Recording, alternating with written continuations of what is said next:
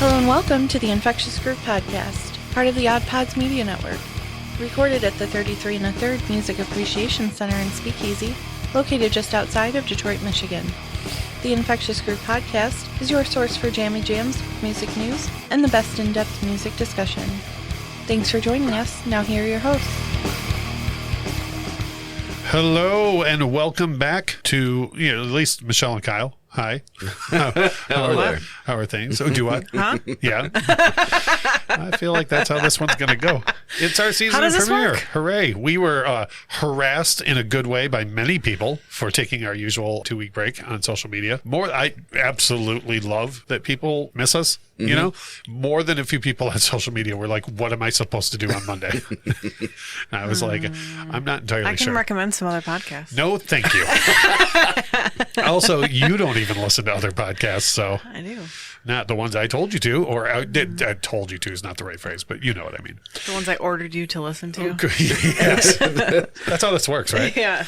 If you are just joining us for the first time, how the program works is we have a couple segments that we do in the first half of the show, share some feedback from listeners and what we have been listening to in a segment called Our Jammy Jams.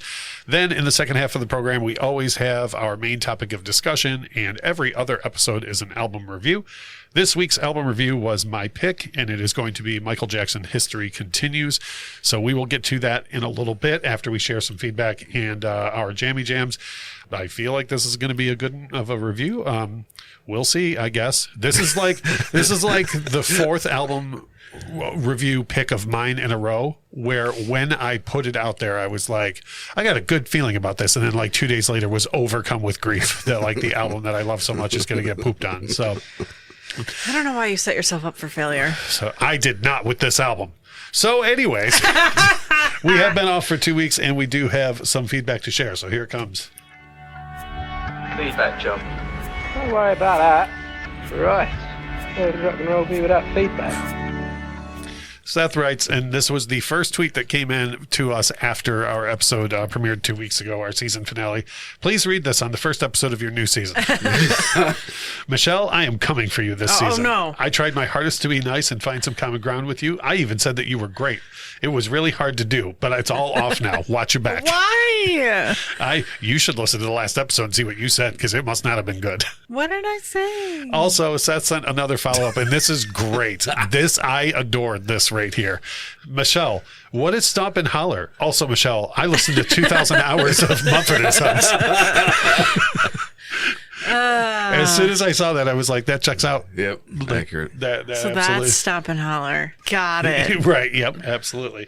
Dayton wrote in and said that he loved listening to our Spotify Wrapped episode. Can't wait for the show to come back, which is one of many people, like I mentioned, that said that, which is great. He had his top 5 artists he shared with us, like his Wrapped.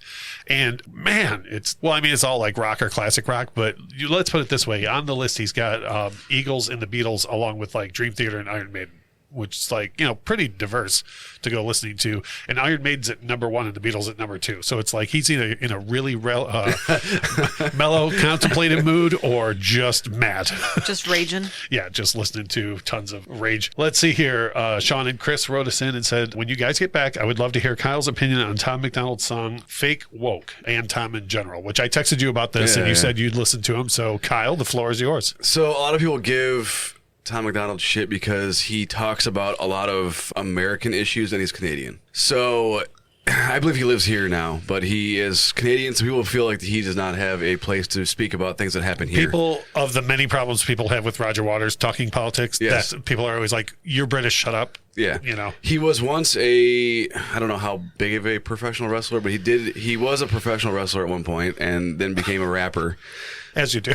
I own his first album that he put out, and I do think that he's talented, but I also think that he is like the rap industry's like giant troll. Yeah.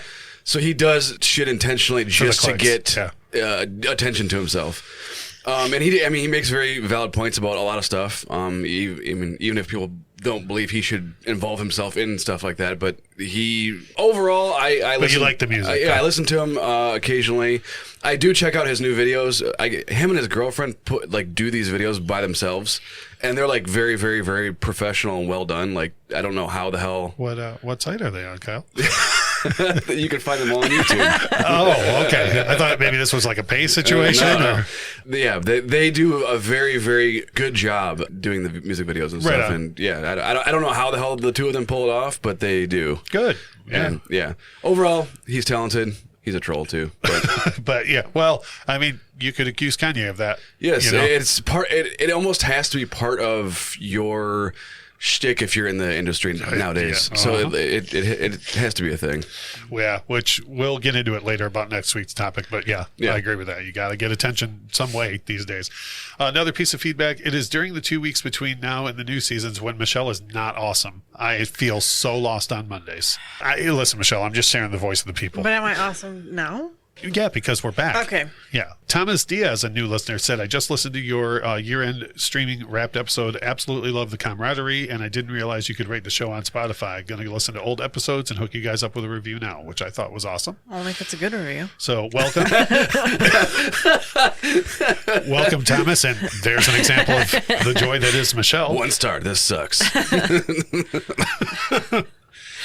We had a comment come in that says, I just found the podcast and I'm working through your back catalog now. Awesome podcast and awesome hosts, which I think is rad.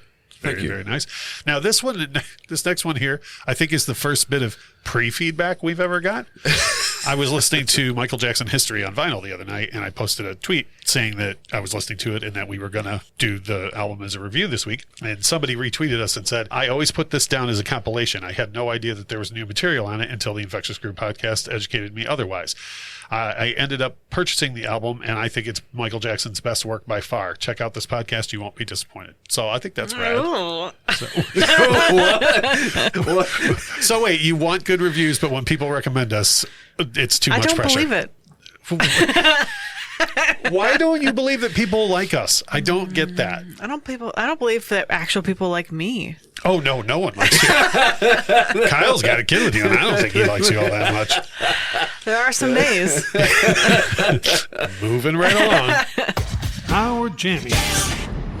So I had a hard time actually coming up with my jammy jams this week because over the past 2 weeks, it would be shorter for me to list the artists I haven't listened to. Like, I have listened to every damn thing in the last 2 weeks, like just tons of stuff. And actually, before you ask, I still haven't listened to the new Adele album. I just realized. God damn it, Russ. I just realized What are you waiting for? But I don't know. The right mood. I'm really concerned that anytime I'm playing music with somebody, I know you guys have told me that it's not as downbeat as her other records are. But I'm concerned that, like, I'm going to be playing records and having fun with friends and put that on, and everybody's going to be like, well, I'm sad now. You know, so yeah, I guess that's not really an album you'd listen to in a group setting. Yeah, I agree with that. I need to take a weeknight on my own and just put it on and go through it because I'm sure I'll like it. But anyways, so here's what I wanted to narrow it down for my jammy jams. Now, this is going to be really remedial for a lot of other people, but for whatever reason, the Allman Brothers are a band that I have just never got into, like, ever. Do you know, until I was like 25, I thought it was the Almond Brothers. Wait, it's not? There's so many other nut jokes, but I'm gonna let it go. And so, if you Google right now greatest live albums of all time, like Allman Brothers at the Fillmore East will probably be number 1 or in the top 3, right? I've never heard a note of the Fillmore East show, you know? And like, I've heard a lot of other people cover the Allman Brothers, but I've just never really dug into them myself. And this is as recent as last night. A friend came over and brought their first album. And we listened to it front to back, and I like every song. I was like, "Why have I never listened to this band?" Like, you know what I mean? Mm-hmm. It's like, for me, you guys know I'm a huge Black Crowes fan, and I'm a huge Crowes fan from like halfway through their career on. And it would appear that from what I've heard of the Allman Brothers now, that the Black Crowes just became the Allman Brothers in the second half of their career. So like, excuse me, the Almond Brothers, because like everything I heard, I was like, well, that's where the Black Crowes got this from, you know. So, anyways, I'm gonna pick some of the songs from their first record for our playlist this week because I really liked everything that I heard. I will tell you that it's jam bandy. Like, I don't think you want anything to do with it, Michelle, but I do think, Kyle, I think if you put it on, if you haven't really listened to the Allman Brothers, at least that very first record, if you put it on, I think there's stuff there you would enjoy. Michelle, there was one side of the album where like it was 2 songs on the whole side, so like that's not for you. I know. I know. I just don't. I can't. I know. We need to talk to people about that. People need to stop putting out long songs Like just Fish, because. man? Yeah. No. The only Fish song I truly love is a song called "You Enjoy Myself" that's like 17 minutes long or something like that. It's the only So Fish when song they that I love. when they play it live, is it the same, or are they just like? It's longer. Fish has a ton of live albums, but the first live album I was aware of by them is called a live one, and the version of "You Enjoy Myself" on there is like 24 minutes long or something like that. And I was like, okay. Didn't they just get lost? Do they forget where they are? Yes, that's Okay. exactly it. Yeah. It's not that they're insanely talented musicians with a bond and camaraderie and can feel where everyone's So going then to you go go on to a a song. concert and you hear like 4 songs. Depending. They have a very, very like tight knit, hardcore group of fans that follow them all over the place. So it's not. It's the. So it's the same people going from concert to concert. I'm not. Have you never heard of this? I'm not kidding you.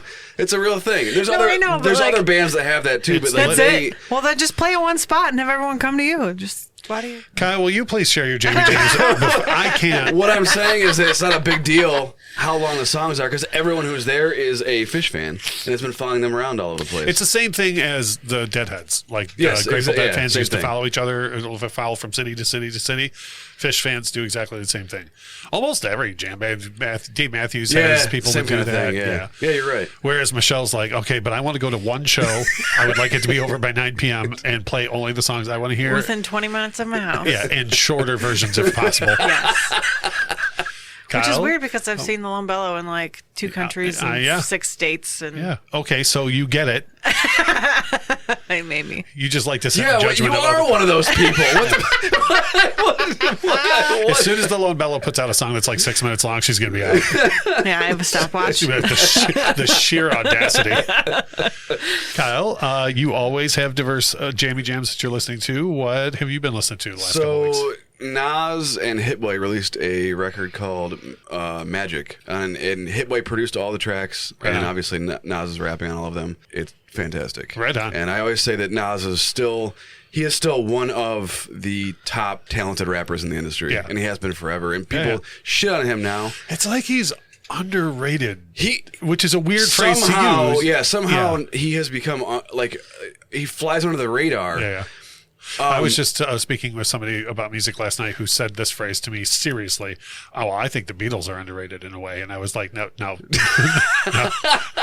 Bands that are underrated don't get 8-hour documentaries produced about them. Nas very much came up with Biggie and Tupac and Yeah, Jay-Z and all the guys that they're still relevant, but like not so much rapping anymore. Right. But he's still doing the exact same thing he did before, and he's still fantastic at it. And people have seemed to like forget about him in general. But Right. damn, I also like the idea of him using the same producer for every track. Not only does it let Hitboy experiment with different sounds and do different things on the record, but like it also meshes Helps with the him very overall well. flow. Yeah. It's And that's a fantastic. rap thing that you hear. Like, you don't hear of rock or country artists like working with a different producer on every song. Like, they pretty much sit down with one guy and help shape the record. Right, yeah. So I could see that helping flow and continuity of the record, having one producer for the whole thing. What else you got? I also, and I don't know how I even got on this, but I don't even know how long ago. A long time ago, when his name was still Diddy, Oh, boy. which I think his name is Love now. I don't. I'm sorry, what? I don't. Go on. Yeah. That neither here nor there. Whatever. First of all, I don't care what his name is, and second of all, I sure don't want to hear you explain it to Michelle. He did a project called Diddy Dirty Money. Yes. And they have an album called Last Train to Paris. Yeah. And son of a bitch, it is. The whole I don't, record. I don't necessarily like him or the group that he formed, but damn, that record is. Ain't that about a bitch when like someone you just don't care for puts Yeah. out a record and you're like, damn it. And it's like, This is really I don't good. really care for him in general, but like he's so good at what he does. Yeah. Like, and it has him all over it with the samples and the production and just So he's Suge Knight would not approve. Yeah, he's so good at it, and it just that album's the same way. Right on. It is fantastic. Right on. And I don't even know. I think I ended up listening to Ryan Leslie, and then like I was like, oh yeah, you know what? Diddy put out that album a long time ago, and it was awesome. And I went back and listened to it again. Right on. I also gave the new Weekend record a first listen, and damn it. I heard it's good. Here's what I need from Weekend fans. Okay, so wait, hold on. You liked it and you didn't, or neither of you liked it? I didn't listen to it. Oh, yeah. Well, by all She means. said she listened to the first track. By all means, please sit in judgment of it then. My first listen opinion is just because Daft Punk retired doesn't mean we need another Daft Punk. Yeah. And it's so the entire record is very much that. Yeah. I do like the concept of it. It's called Dawn FM, and it being like a radio station. So there's like radio interludes and like Radio Chaos, Roger Waters. It's cool. But which, by the way, is going to be an album review eventually of a pick of mine, Radio Chaos by Roger Waters. But I'm fully prepared for Michelle to hate that album. So I'm gonna be sick that week. there you go. I'm such a big fan of his, and I love all of his stuff up to a certain point, and then now that it's gotten to, it's not even like the I'm trying to be poppy on the radio stuff anymore. It's he's gone to this whole other like Daft Punk sort of direction. Yeah. And every track is like that. Yeah. And so I need to listen to it more and kind of dig into it further. The only thing with Weekend fans, other than you, because I've never heard you do this, but damn it if every other Weekend fan doesn't do it. Every time he comes out with something, it all has to be, this is better than Beyonce. This is better than, anything. Stop it. Yeah. You don't have to compare him to everyone else all the time. One thing I don't do at all, I don't think, is compare other artists to other artists, because everything is it's all individual in its own thing. Who gives a shit? Yeah, I don't. That's not a thing. I don't do that. Like, I just don't. Like, if Garth Brooks puts out a new album, I'm not like, talk at Tim McGraw. I don't care. That has nothing to do with each other. So, Michelle, what are your jammy jams? You had 2 whole weeks to listen to at least one song to talk about. Well, I have an update. Oh, go on. Baby No Money. I want you to tell me exactly on this show. I want you to tell me exactly what you texted to me. Do you know what phrase you used when you told me what you were about to say? The youths? You said, I talked to some young people at work. I did say that. Yeah. So I asked some young people at work. Some Utes? And what did they say? Well, at first, everyone I talked to knew the song, they just never thought they would have to say it out loud. So they were all like, I don't know. They knew of the initials. Yeah. And so I had a friend of mine look it up for me. She Googled it. Giant surprise. And it's Baby No Money. Okay. So it's not BB No Dollar Sign? But it used to be Baby No Moolah. Baby No Moolah. But I never thought that BB would be baby. Like, I just don't, I don't get the reference, but no money I got. There's somebody that I know that uses that word a lot, baby, and when they text it, they always say BB. But when I text BB, I mean, like, we talk about Zoe, and I'm like, the BB. Like, I don't mean baby. Like, so, BB No Money. Wait, in that reference, you do mean baby. I know, but I don't mean the word baby. I mean, like, BB. I would say that, like, my little BB. So now that we're clear on the artist name, because Michelle consulted with not only just a friend, but young people as well. The youths. The youths of the world. She's 21, the one who told me, so she's like the youngest person I know. Yeah, there you go. Yeah, she's like half your age. I realized, that she's 14 years younger than me, and I wanted to go and die. Sweet. What were you listening to? I have 2.5. It's always with the halves. Okay. I just discovered, and I don't think I've listened to him before, but Clinton Kane, and I didn't text you about this, Kyle, but I don't think you ever responded to me. Giant surprise. The song "Go to Hell" is what has been playing. Wait, what kind of music is this? Yeah, what kind of genre? Oh God. Oh, I should not have asked that. Yeah. Well, I went rushing in behind you. I'm like, I'm on your 6. Both of us got it down. Okay, what else were you listening to? Let's just move. It's like emo rock, sort of. Okay. Like doesn't seem like it'd be that hard to come up with that, but yeah. Sure I was gonna say just emo, but it. it's not. It would be somebody that I would go hardcore for in high school, but I like it now as an adult. So. Gotcha. The other one is Jeremy Zucker, which I think you turned me on to him, Kyle. I don't know if it's a new song, but Deep End came up on my shuffled Spotify playlist. And it's been in my head. And then Maren Morris came out with a new song. Oh, boy. I like a little bit. Okay. I'm still on the fence about it. No, it's very country, the new song. Yeah.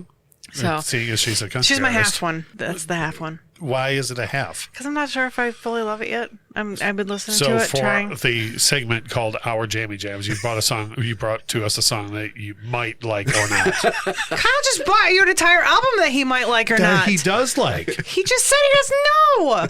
He said I have to dig more into it. So Maren Morris.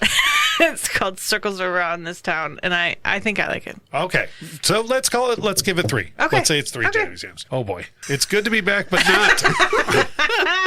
We a are train wreck. going to take a quick break. When we come back, we're going to get into our album review, which is going to be Michael Jackson History Continues, and I will explain why it is that I'm calling it History Continues and what we're doing.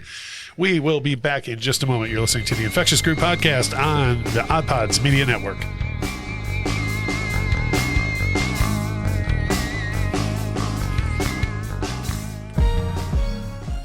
Hey, you there. We've got a question for you.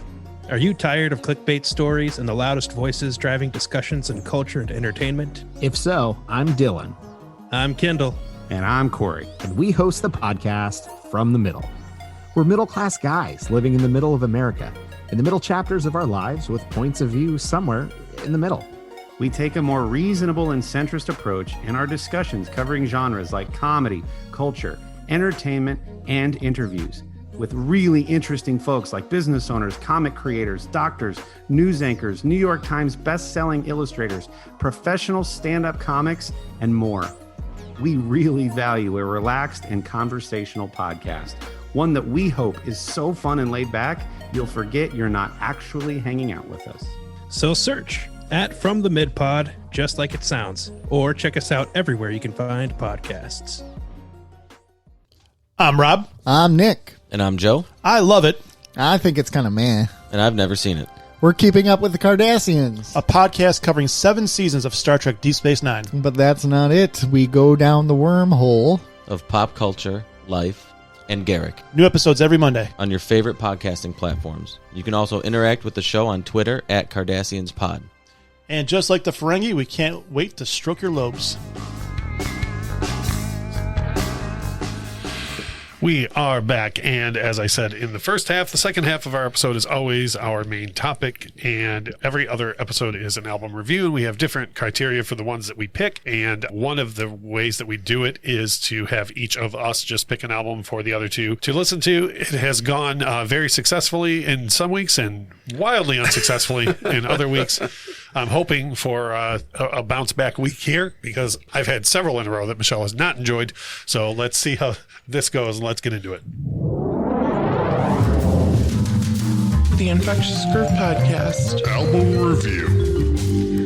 I was trying to say something. That's weird. You cleared your throat right when that dropped from you. What?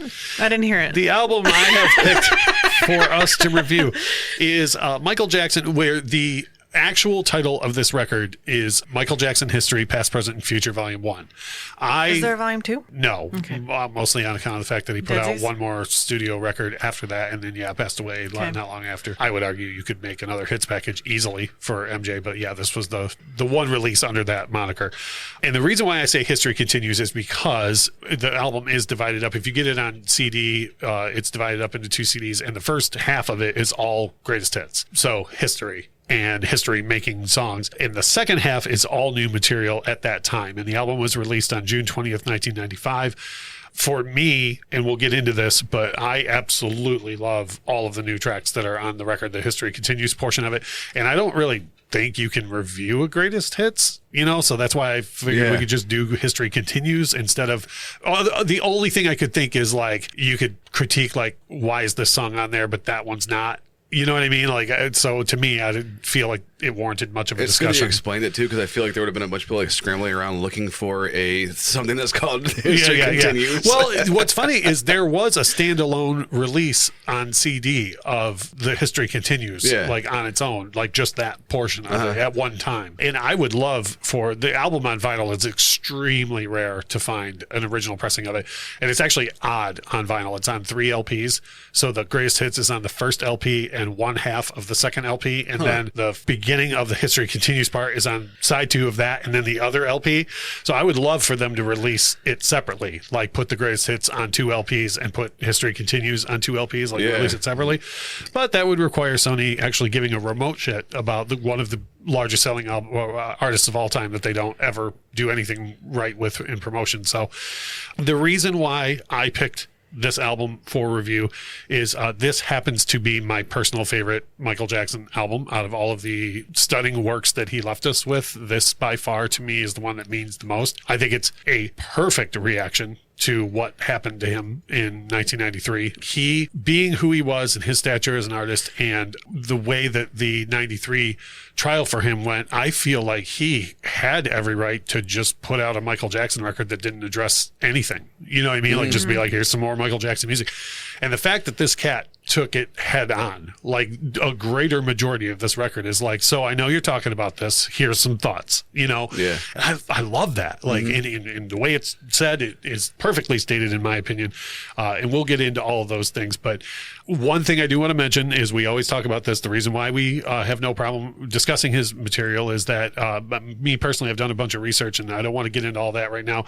But I will tell you, if you are listening to this and you have any interest in finding out more facts about the way the 1993 trial went for Michael Jackson, there's a documentary that you can find it on YouTube and it's free on Amazon Prime and stuff, and it's called Square One. And it, again, I don't want to elongate this, but the biggest thing you always hear from people is, oh, well, if he wasn't innocent, then why'd he pay that kid off in 93? And like, there are reasons why that happened the way it did. And once you do 5 to 10 minutes of research, you'll just start being like, what? Why don't I know any of this? You know, so paying someone money in any situation doesn't mean that you're guilty. It means, it means that you want the situation to go the fuck away. And I can't stress enough, especially in this situation, like that was not at all the case at all.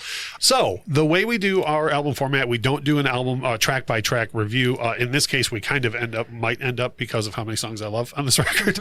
We might talk about the greater majority of the tracks, but we first talk about what we think are the best tracks on the record, and then we talk about stinkers, which for us we've never really defined, but is more or less just songs that you would skip. Did you learn that from your baby? I did. Nice. She's really good at it. That's fantastic. So let's go through each particular section and talk about it. For me, I kid you not when I say the following is my best tracks on the record: Scream, They Don't Care About Us, Stranger in Moscow, This Time Around, Earth Song, DS, Money, You Are Not Alone, Childhood, Tabloid Junkie, Too Bad in History. So, I'm sorry, and Smile. So everything but 2 on the record are my favorites. Like, if you were to be like, hey, put on History and put on your favorite song, I would be like, you're about to hear about 13 songs in a row. For me, I absolutely adore nearly every song on the record. The last song that took me years to really love it is the title track, History, because it's like half almost a rock song and then it's like a ballad all of a sudden. So it took a while for me to get into that song, but the rest of the record I absolutely love. Kyle, what do you got for your best tracks on the album? My absolute favorite one is This Time Around. Oh my god, what a jam. Oh my god, yeah. Scream, They Don't Care About Us, obviously. Stranger in Moscow's a jam. Oh my lord. Stranger in Moscow's in the discussion for like my all-time favorite MJ song. Yeah, like, it's up there. Tabloid Junkie is... People sleep on that track. What a great track. I didn't like it as much as I do now at first when I first listened to it, but it's a jam. So, and among the ones that you're mentioning there too, if he had only addressed the situation with Tabloid Junkie and This Time Around, that would have been enough. You know, like both of those songs say so much. Yeah, and Scream it was so different when it came out. Yeah. And like I always put things back to music videos because that's what I like relate everything to, and that music video was fantastic, and it was like crazy futuristic looking, and they were all dressed crazy. I don't know if this is still current, but for a very long time that was the most expensive music video ever made. I'm not sure if it is now, but I may be like adjusted for inflation or something. It is, but Scream, totally different. But This Time Around, why is no one talking about Biggie's verse on that? Which is fire, and it's not even listed as him being on the track. He just pops up, and which I didn't even know at first that he was on there, and I listened to it, and oh my god, the verse is fire. Yes. And then I also like another appearance on the record is in DS where MJ pulls one of my favorite moves, which is a slash. I want that ability to just say that and have him like come out of nowhere and start ripping. That solo from Slash is as good or better than anything he ever did in GNR. and he's just like, hey, let me just help you out right quick. Drop this ridiculous solo. So yeah, a greater portion of the record also. And it kills me because this record, if you listen to it more than a few times, seems like just more greatest hits. I will say I enjoy the first half of this better than the latter half. I hear that. But man, it's almost like Invincible when we talked about that, where like if you listen to half of it and then if you were to start at the half point and listen, like you'd love it. Yeah. You know, but then when you listen to it straight through, you're like, man, this is long. Yeah. Which it is. It's very long. Yeah. Michelle, did you like anything you heard on this album at all? Yeah, I did. I have quite a few jams. Okay. Scream, They Don't Care About Us, Stranger in Moscow, Earth Song, Come Together, which I know is a cover, but... is it? That's one Come Together actually is one of two songs that was recorded like 7 years before this album was released. Yeah. I was going to say, I thought that he did a fantastic job covering that. People who hear that are very split on it. People either love that cover or they will bite you for even mentioning it. And I think it's fine. I think it's just fine. It's a different take on the song. Yeah. You know? Yeah. But anyways, I also am kind of surprised that you loved Stranger in Moscow for some reason. I think it's just because you have drilled it in my head for the last 10 years. I do play that song a lot. So I already knew it. I do play that song a lot. And you are not alone. Yeah, which is just a fantastic show. That's another thing. This whole record is a fantastic showcase for Michael's vocal ability. Yeah. And You Are Not Alone is one of those songs where that's the song that in the video he did with Lisa Marie Presley, and everyone like shit their pants about it. Yeah, that's when Michael Jackson did a thing that any other artist would do, but everyone treated him unfairly about it. Yeah, it was that time. Exactly. Yeah. Okay. But everybody lost their mind, and it was like, everyone else could do that. Yeah. And it would be just fine. But it's just most of the videos like him on a stage alone. Yeah, and then she's in the video with him. As far as stinkers, for me, I don't think the man's ever recorded one. Ever, or very little that I've ever heard that I don't like. I would say for me though, there's things like Come Together is not a stinker, but because it was recorded so long before this and it kind of doesn't go with the whole point of the record, I personally would be fine if it wasn't on here. Like if it was just on something. It was recorded during the Bad Sessions. That and Earth Song was recorded during the Bad Sessions as well. But Earth Song goes along with everything on the record just fine. So I would never call Come Together a stinker, but if it wasn't on this album, I would be fine with that. I would be fine with it being on anything else really.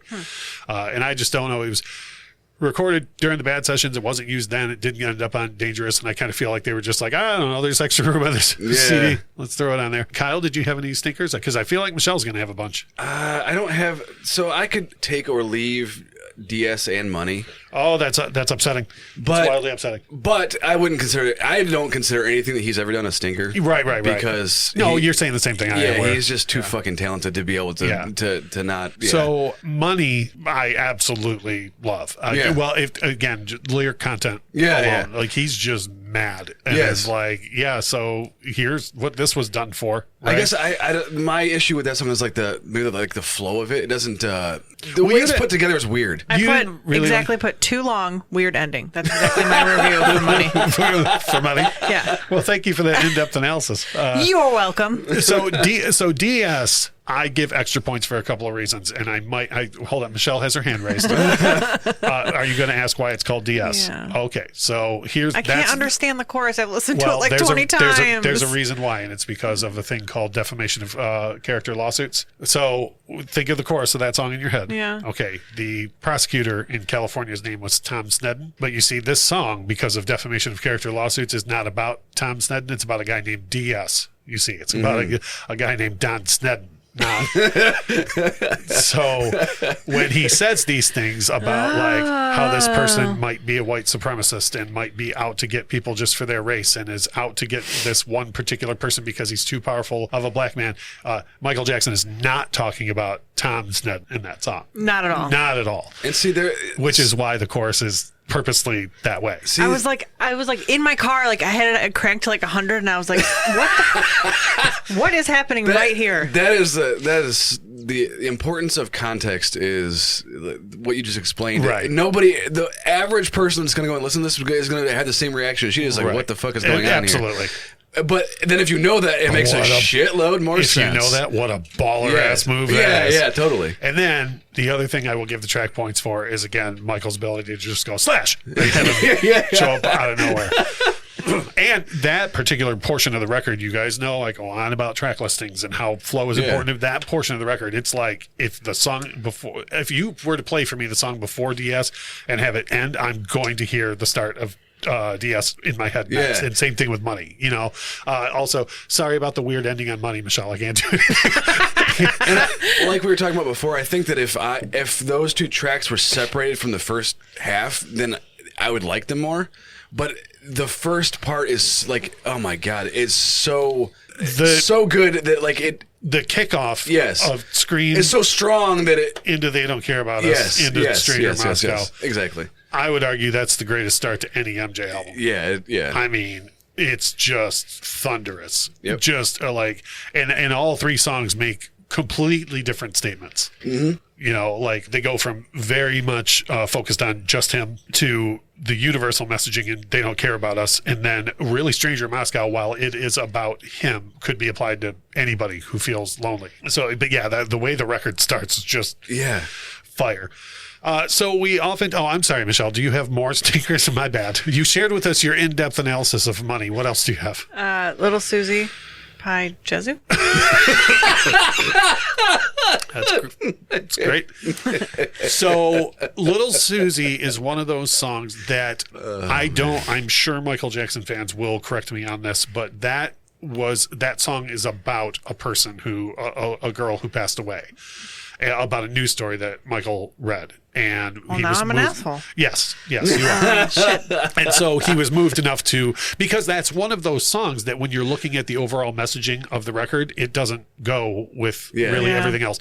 And so I like that it's included for that reason. Because like it's going to be a high profile album and like he would want everyone to hear it, but it doesn't go with. I think it's a fantastic song. I think they could have anchored a whole other studio record off of how good that song is, but one maybe that it went with the overall theme of that record. Right. Do you know what I'm saying? So does that conclude your stickers? That concludes my review. Fantastic. For me. Oh wait, by the way, I do like DS. That was my question. On. So that just Money and. You were just confused about the chorus, and now you know. Yeah, I was like, and I meant to look it up. She was texting me. She was like, "What the hell is he saying?" And I was like, "I don't know." Really, all that matters is a cold man part, and then it's up to you who he's talking about. But he even used the initials to show you it's not Tom Sneddon that he's talking about. So I thought that was, you know what I mean? That's so nice of him. That way you can't end up back in court. No confusion. Yeah, absolutely. So when we move into open discussion on this, like in some ways, when we talk about MJ on the show, I almost always put that disclaimer at the top, and then I say, okay, but we're just going to talk about the music. With this record, you can't ignore the 1993 It's also ridiculous trial. That you have to put a disclaimer at the beginning of these episodes. Well, I don't even know if I have to. You don't have to, but you do out of not wanting to have people have to shit their pants over it. You know, I saw a Michael Jackson fan account on Twitter the other day point something out that I never thought about.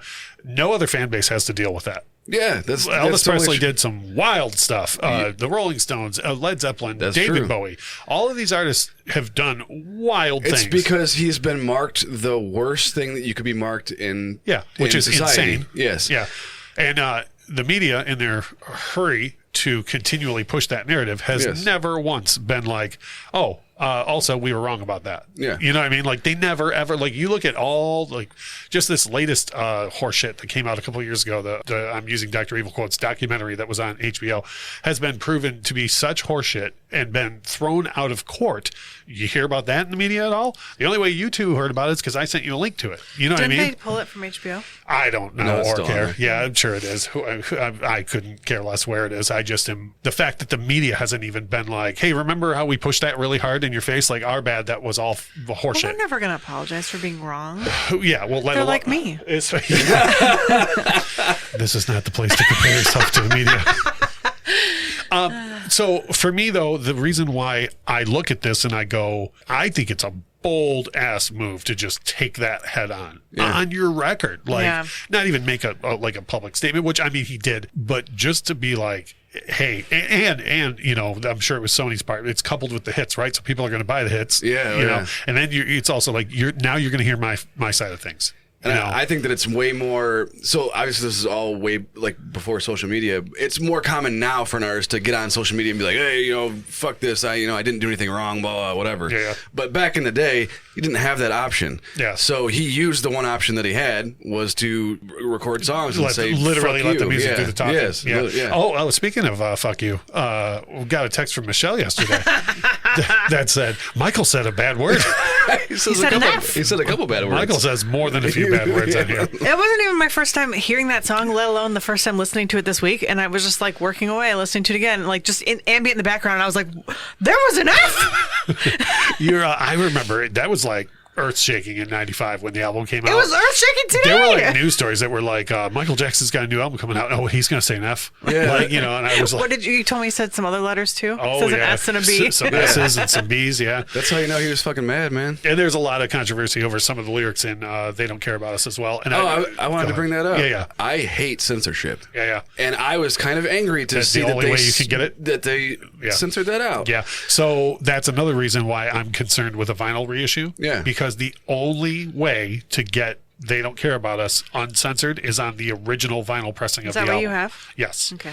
And was it censored on the CD? It was on the represses, yes. Because the original CDs that came out, it was fine. Okay, so I grew up listening to this. Is like how I got exposed to Michael Jackson. My mom had the double disc of this. Of history, yep. Yeah, and I swear up and down that it was not edited on the version that she had. She probably bought the first one. So when I listened to it on streaming, I'm like, God, they cut it out. And there's no way to hear it otherwise. Yeah. Yep. And it's so taken out of context. For anyone who doesn't understand what we're talking about, he makes some potentially anti-Semitic references in "They Don't Care About Us," but to go along to the point of the song. He wasn't being anti-Semitic. No. Yes. Yeah. Well.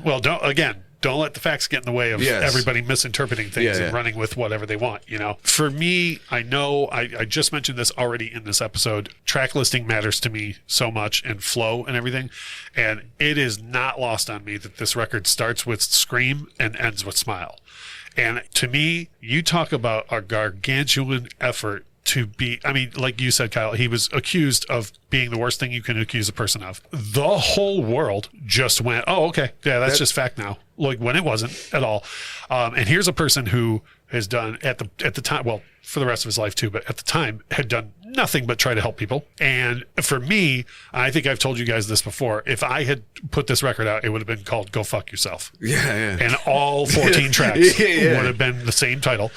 And this cat, in the middle of defending himself, which he shouldn't have had to do, and presenting his side of the story and reminding people that, like, just because you see it, at the supermarket and some show is trying to get ratings doesn't mean that what they're telling you is true. Yeah. Right? In the middle of all that, he has the nerve to throw out Earth Song and Smile. And the fact that this record, he spends, 75 minutes being justifiably the most pissed off anybody's ever been.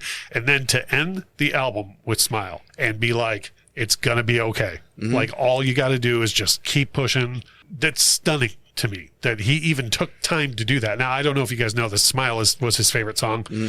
It's an old Charlie Chaplin song, and it was just his favorite song of all time. So I love that he even put it on a record, and it's so smartly calculated for it to end that record. Yeah. Is there anything on the record that you just thought, like, oh, well, I've never heard this before and it blew you away, or anything that, like, you were surprised that you liked as much as you did? No, well, like I said, I grew up listening to this record, so I'd heard everything on here before, but I can't listen to it and not get mad because everything that he references, it still happens now. Yeah. Everything he talks about still happens. And not just to him. No, Yeah. in general. Yeah. And it makes me angry listening to it. You see, and I do that too. I'll get choked up time and again listening to it. One song that we didn't even talk about really yet, Childhood. Mm-hmm. You talk about needing to have empathy for somebody. This guy is pretty much begging for anybody to see where he's coming from at all. Like, people are like, he says it in the lyrics, but people, first of all, insanely rich people buy crazy shit all the time, and we never have to hear anything about it. This guy puts carnival rides on his property to have in droves families of sick and dying children to entertain and give them some joy before they pass, at an untimely age. And somehow that's got to be weird But because of what he was labeled as. It wasn't because he was a good person. It was because he was a pedophile. What they were saying. Yeah. Oh no! I'm not saying he was a pedophile. I'm saying that he was labeled. Just want to roll that back. No, yeah, that came out wrong. He was labeled a pedophile, so that's why having carnival rides and zoo animals and shit on your property is weird. And then you have this song where he's just like, "Hey, did you know I didn't have a childhood?" And like not from the like, oh, I didn't have toys and friends growing up. Like, no, I was not allowed to have a childhood at all. Yeah. So you got a guy who's been working since he's been 5 fucking years old, which is insane, and could never do anything right. And then when he grows up and he has a skin condition, he's not black enough, but then he's not white enough, and then it never ends. That's another thing. When the dude passed away, on the autopsy report, they were like, "Oh no, shit, he did have vitiligo." What, do you think he was making it up? Right, that's what I'm saying. Is they wrote no shit on his autopsy report. Yeah. But again, well, that's how the media treated it. Though yeah. These are people who ridiculed this guy for having, I guess I don't know if this is the right term, but a disability. For years, for 2 decades after he made it public, and all they wanted to do is ridicule him about it before it. So he comes out and he's like, "Okay, well, I have the skin condition, which is a real thing. He didn't make it up. It's a real thing. He had it." And not only that, but you get, like you said, people accusing him of abandoning his culture and everything because he has a skin condition. You make fun of the size of his nose, so he goes and has a bunch of surgeries to correct it, and then you make fun of the way he looks afterwards. There's no ending. And then he hides from everyone all the time because of all the shit that he gets from everybody. And then you complain about how he's never, like, he hides away and he's like this mysterious creature that no one can ever find, and yada yada yada. And that, to your point, what I was saying about childhood too. Childhood for a ballad, it makes me real angry. Yeah. To think about what he went through. But I love that he put it on there. It's all out there on the record. But I would challenge anybody who has any sort of criticism of Michael Jackson. And I'm not saying you have to love all his music or whatever. You can not be a fan of his music all day. But anybody that has any criticism of Michael Jackson as a person, I would challenge you to go back and live one day as that guy. Yeah. And see what it was like. And then to top it all off, you spend half of your fortune on legal bills defending yourself. So you've been amassing this fortune since you've been 5 years old, right? Yeah. It's stacking up. Then you spend it all on legal fees defending yourself over something that no one can ever prove that you did to begin with. Yeah. That you didn't even do. And and so when you listen to this, it's almost. I'm already getting mad. No, I know. I'm the same way, dude. The record is very cathartic for me, and I can't imagine what it was like recording it. Fuck. You know what I mean?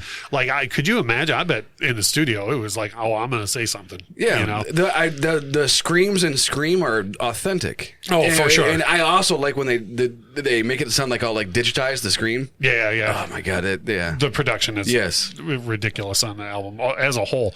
And I will say the tracks like Come Together and Earth Song that were recorded years and years and years before, they still sonically sound great. Like they fit in with the sound of the record. So we do a couple of things when we get to the end of our reviews, one of which is, would you buy this album or not?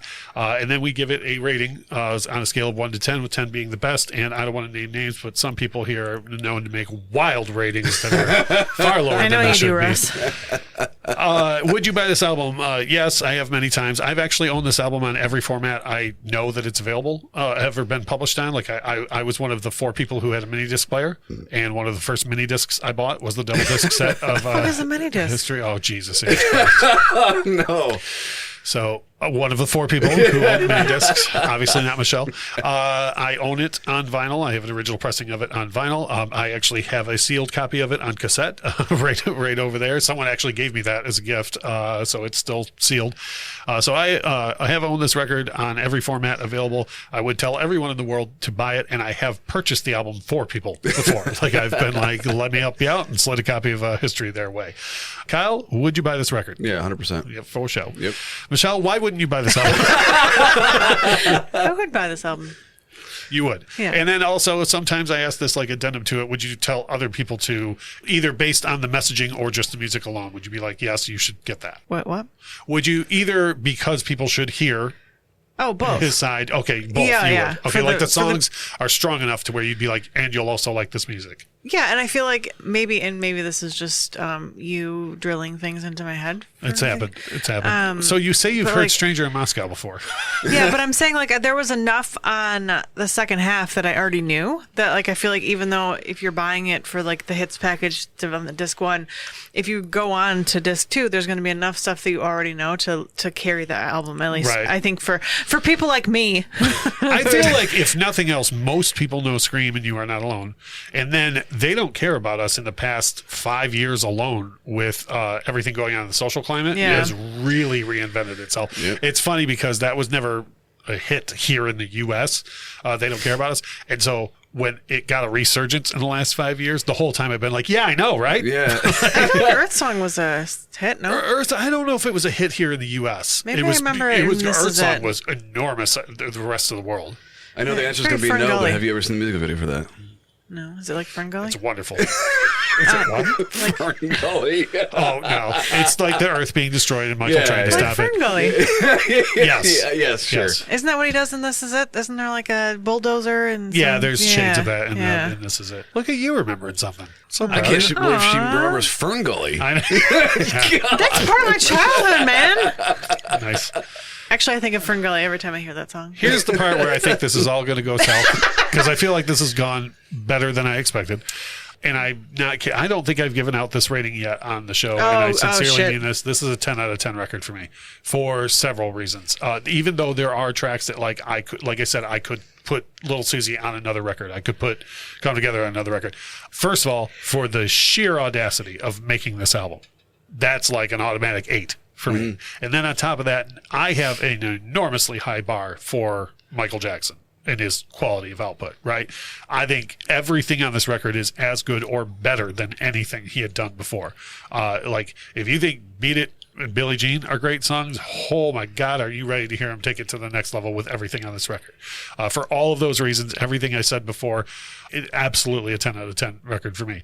I feel like we're going to go down a little bit from there, only because you've told me before, like, you don't really know what you would call a 10 out of 10. Yeah, it's, I'm going to go with between an 8 and 9. Right on. There are very few things that make me as angry as listening to this, but like angry in a good bad way. I know what you mean. Yeah. So like, I mean, I listen to Slipknot and all kinds of shit that like is supposed to make you angry, but like listening to this and some of the songs are like, I don't have a good way to phrase this, but it's not motivational anger like you would get from Slipknot. It's like anger. It makes me mad that I mean, how many times can you record so many songs saying that, like, leave me the fuck alone? Yeah. On 2 records prior, he had a song called "Leave Me Alone." How many times can you say that over and over and over again before people get it and they never got it? But like, So 8-ish, 9-ish. Yes, right around there. I'll take that. That's a good one. Michelle, why is it a 5? I would say that it's a 6, but the whole thing would be a 7. Wait, what? Because you said we're only listening to the second half. Nothing you just said makes sense. Okay, From so Scream to first Smile of all, is a 6. That is insane. That is way lower than I even thought you were capable of rating the record. Never seen. And second of all, to be clear, Remember the Time, Heal the World, Want to Be Starting Something, Beat It, Billie Jean, that all raises it 1 point to a 7. Yeah, so it's really some long. of the single greatest pop music ever released by anyone raises the album 1 point. Yes. Too long of an album. That's her problem. Yeah. You know what I do? I hate when artists that I love work really hard to put out a lot of material for me to enjoy all at once. That is such a... I mean, if you're going to be mad at Michael Jackson about anything, it should be working too hard. But you thought it was going to be a 5, so it's not. I thought it was going to be at least an 8. I was saying 5 to be funny, and then you took all of the joy out of my life and dropped a 6 on it.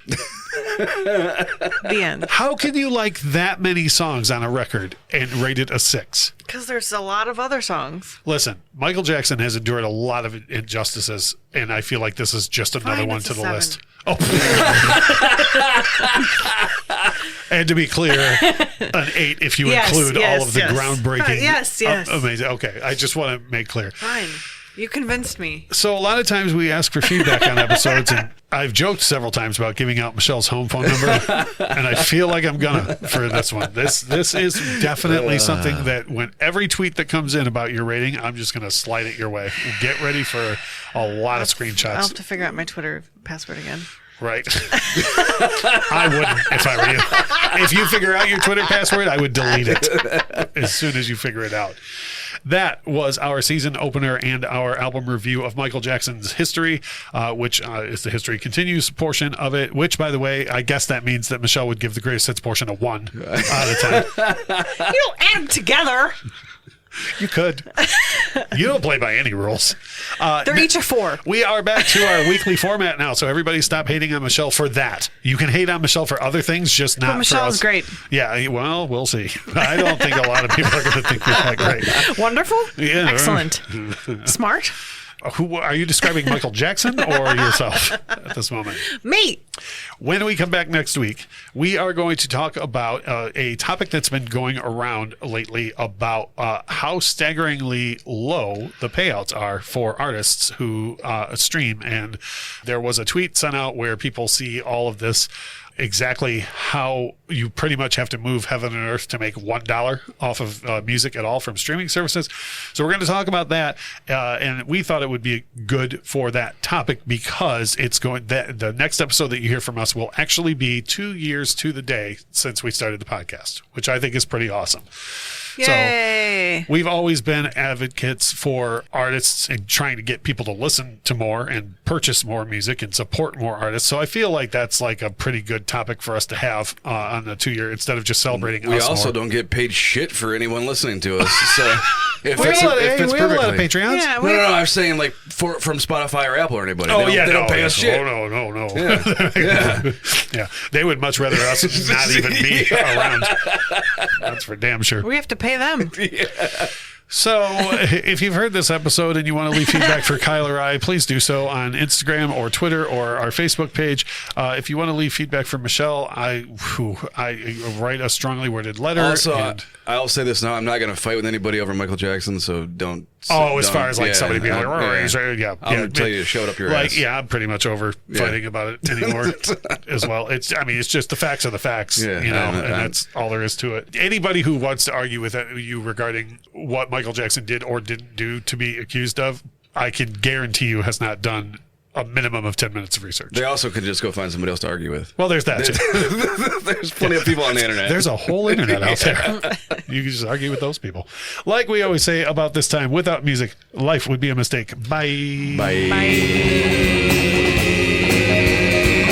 The Infectious Groove podcast is hosted by Russ Robinson, Kyle Wimple, and Michelle Koselecki. Produced and edited by Russ Robinson. Intro and outro music composed by Chris Kimmel. Opening credits read by Stacey Robinson. Recorded with a Rode Podcaster Pro and Rode Pod mics.